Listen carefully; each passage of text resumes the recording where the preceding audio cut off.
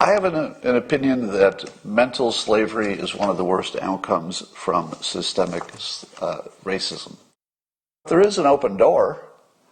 If white people have 3 doors and black people have 1 or 2, you can still all get out. You can still all get out, and because you got a door. Now your door is different than my door maybe, but everybody's got a door. And if you can't see the door, somebody is blinding you to it. And that's the mental slavery part.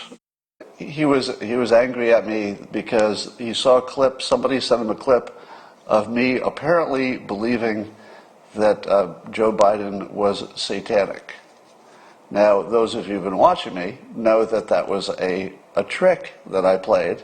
Let's call it a public demonstration in which I said something that I knew would be turned into fake news through the same editing trick as the Fine People hoax and the drinking bleach hoax, which is you just take off the clarifying part. So I made sure the clarifying part could be easily deleted, and it was. So sure enough, I became national news, at the B-level news. It never reached the highest levels. But it became a big news story. My friend saw it and said, "What's this craziness about you believing there's a satanic connection?" And then I showed him the video in which I had explained the entire trick, from the original showing that I had said, I don't believe in any of this. It's just confirmation bias. Then I showed him how I planned to have it taken out of context.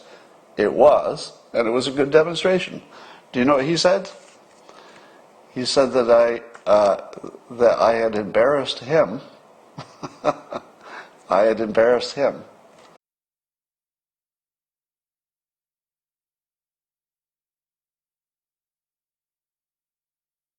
I have an opinion that mental slavery is one of the worst outcomes from systemic racism.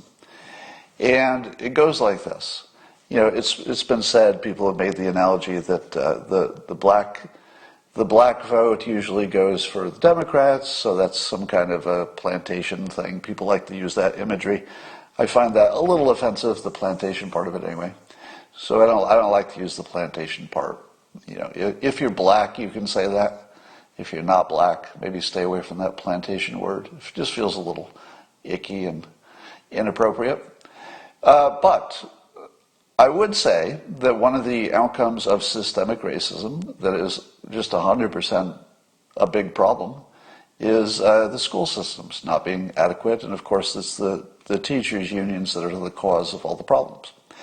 And because the teachers' unions perpetuate bad education by removing competition, which would allow it to improve, you end up with black citizens who are undereducated compared to what we would all like to see, a better situation. And I think that also allows them to be duped by Democrats a little bit easier. In other words, your total level of education is one of the things that can protect you. As I said with my other example of my highly educated, smart friend, it took a lot of convincing to convince him that he was watching fake news. But suppose you had a much lower level of education. It would be a lot harder to convince you that you were being fooled. And so the Democrats take advantage of that situation to feed the black voters ridiculous version of reality in which they're trapped in this world they can't get out of, and it's somebody else's fault, I guess. But Kanye, to pick a classic example, or somebody like Sowell, economist Sowell, or Candace Owens, have seen through the illusion, and they can see the open door. And they can see that, okay, sure, maybe not every door is open to every black person in every situation. Yeah, it's an imperfect system. We need to fix all that stuff too. But there is an open door. If white people have 3 doors and black people have 1 or 2, you can still all get out. you can still all get out, and because you got a door. Now your door is different than my door maybe, but everybody's got a door. And if you can't see the door, somebody is blinding you to it. And that's the mental slavery part, is that, so right now you're seeing the protesters seemingly in favor of no police protection. That's just a lack of education, isn't it? Anybody who is in favor of getting rid of police protection, it's hard to see that as a philosophy. That's not a political opinion. That is just an educational failure, I would say. So a lot of what the protesters are asking for are things that if they got them, it would be the worst thing that could possibly happen. It would be the end of everything. And they don't know that. And I think education has a big role in that. So I had an experiment. I've told you before, I have one friend in particular who will just argue to the end of the earth that Trump is Orange Man bad. And I've tried to not engage him because the TDS is just off the chart, like you can't really deal with him. But the thing that fascinates me is that he's a very rational, very smart, higher IQ than mine, I would think, and well informed for citizens in general. But of course, he's well informed in that Democrat way.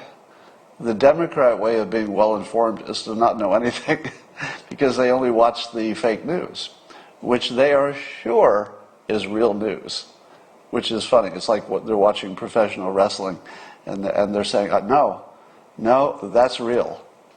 That professional wrestling you see up there, I know people say it's fake, but I'm looking right at it with my own eyes.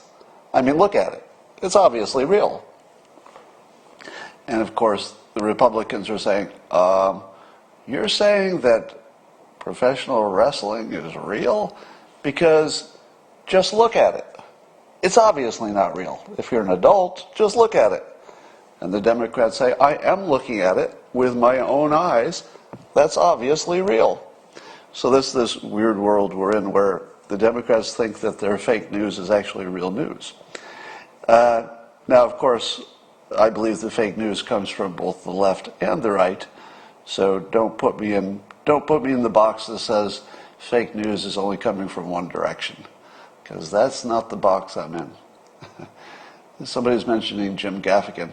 I told you I met Jim Gaffigan a few times, and he was a great guy, but I had to just block him and delete him from my life for going full TDS. Anyway, so I talked to my friend who's so smart, and I said, and I tried to convince him that he was only watching fake news. So I started talking him out of the Fine People hoax. And I would send him the transcript. I would show him, sending various people debunking it. And finally, I actually got him to understand that the most central part of his belief system, the Fine People hoax, didn't happen. I actually accomplished that. I didn't think it could be done, but remember, I told you, I'm dealing with somebody who is hyper-rational, super smart. So I thought under that specific condition, I should be able to break through if I just keep hammering on this. And actually succeeded in convincing him that the Fine People hoax didn't happen. Then I had to go to work on the drinking bleach hoax. Hello? Hello? I don't know who that was. So I convinced him that the drinking bleach thing was fake too. So now just try to hold this in your mind. I now convinced him that his two biggest belief systems about why the president wouldn't be good for coronavirus and his racial thoughts, the two biggest things were fake news. And I got through. I actually made that case and was successful with lots of sources. So then he was angry at me because he saw a clip, somebody sent him a clip of me apparently believing that Joe Biden was satanic. Now, those of you who've been watching me know that that was a trick that I played. Let's call it a public demonstration in which I said something that I knew would be turned into fake news through the same editing trick as the Fine People hoax and the drinking bleach hoax, which is you just take off the clarifying part. So I made sure the clarifying part could be easily deleted, and it was. So sure enough, I became national news, at the B-level news. It never reached the highest levels. But it became a big news story. My friend saw it and said, "What's this craziness about you believing there's a satanic connection?" And then I showed him the video in which I had explained the entire trick, from the original showing that I had said, I don't believe in any of this. It's just confirmation bias. Then I showed him how I planned to have it taken out of context. It was, and it was a good demonstration. Do you know what he said? He said that I had embarrassed him. I had embarrassed him because the people who had contacted him had met me through him sometime in the past, and therefore it was embarrassing to him to be associated with me, wait for it, because the fake news had taken something that wasn't bad in any way and turned it into fake news that he knew was fake news, but his friends didn't, and so it was embarrassing to him, and so I'm kind of a jerk. But nothing about this is even close to a rational situation.